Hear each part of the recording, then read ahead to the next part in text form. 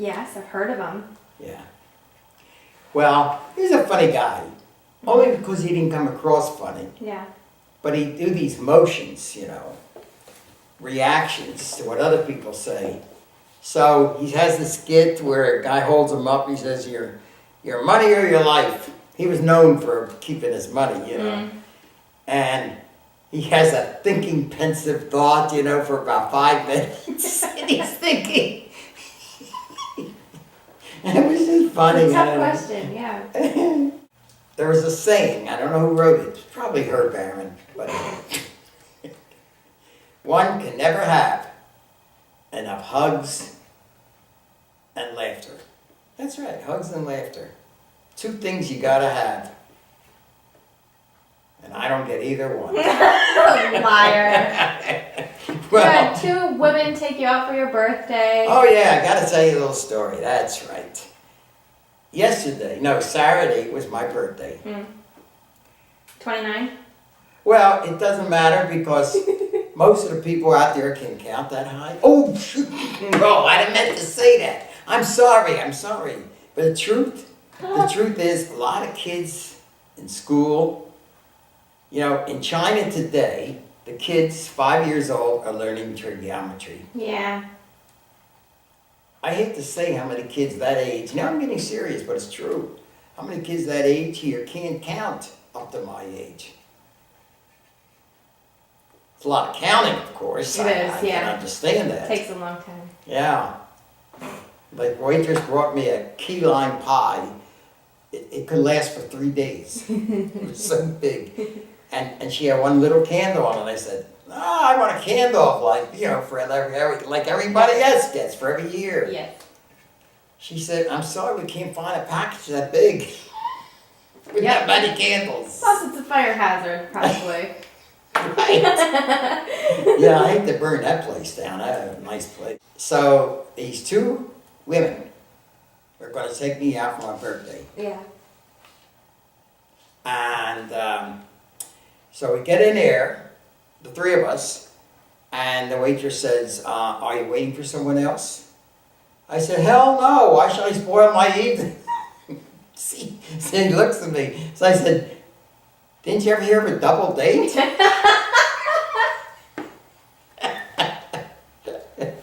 Quick thinking. That's another thing you gotta have. Yeah, you Quick gotta be thinking. snappy, that's right. Mm-hmm. So anyway, it was a nice birthday.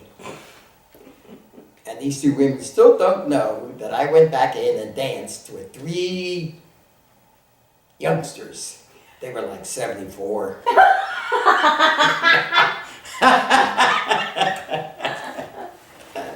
Robbing the cradle, huh? Yeah, well, that's the way it's getting to be because, you know, the more tennis I play, the more I rob the cradle. Pretty soon I'll be down to 71. Whoa! It's not my fault. Yeah. You know what? I'm going to go back. It just occurred to me. We never talked about things way back. And now I know how old I am. See, I just learned that Saturday. Of course, my daughter reminds me every week, but, you know, I don't listen, so I don't know. But I was what they call a depression baby. I didn't know much about it because during the height of it, I was like 4 or 5. But different times, you gotta know some things. Like for instance, every baby who was born during that period, like me, as I came out of my mother's womb, they announced, this is a depression baby. Because you had to be known, you know what I mean? Yeah. Because this was like a freak out, you know? Wow, he made it! Yeah, right. Yeah, it's amazing they still had babies in those days. But I was a bad kid. Oh, I was such a bad kid. I'm so regretful today that I was. Aww. Yeah, I show a lot of remorse. yeah. I bet you think about it every day. Yeah, but I was so cute. Yeah, all my relatives thought so. Yeah. Do you ever get you know, in those days, nobody ate. Because there was no food. There was no, well, there was no money for the food. There was Right. food, plenty of it. Yeah.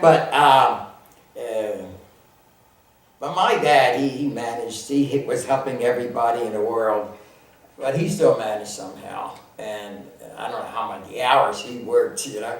But, so we'd go out every Sunday to the same place. His friend owned this, I think it was a Hungarian steak, or Romanian, something like that, steakhouse. So, it was like $1 for dinner. Yeah. But anyway, and we'd go out, and I think I mentioned this once before, I don't know where. But anyway, there were people out there waiting for scraps. Right. So you didn't leave anything, you take it out with you. Mm-hmm. Well, I was fascinated by it. I thought, geez, this is cool. You know. So I told my mom, I said, can I do that too? Aww. Yeah, really. I thought it was fun, you know. I know. And then, you know, so anyway, nobody ate. But did you ever notice? Well, you would notice because you weren't there then. Yeah, I remember that clearly. All the time. See, she's fooling. So, but some of my relatives seemed to gain weight the less they ate. And they were all fat those days. That's because nobody cared. Yeah. You know. And they were fat. And they would, you know, all hug me. And I remember this one, she's such a nice aunt. And she would hug me, great aunt I think she was. And I get lost. Yeah, I couldn't find my way out. That's terrible. It's funny I can, well no, but Yeah. these are the things you remember. Yeah. So, so I remember it, but I was such a bad kid. But at 17, boy, I was taught. I was practically massacred for being bad. Then I realized, oh, the Army doesn't like that. I got to be different, and it was hard.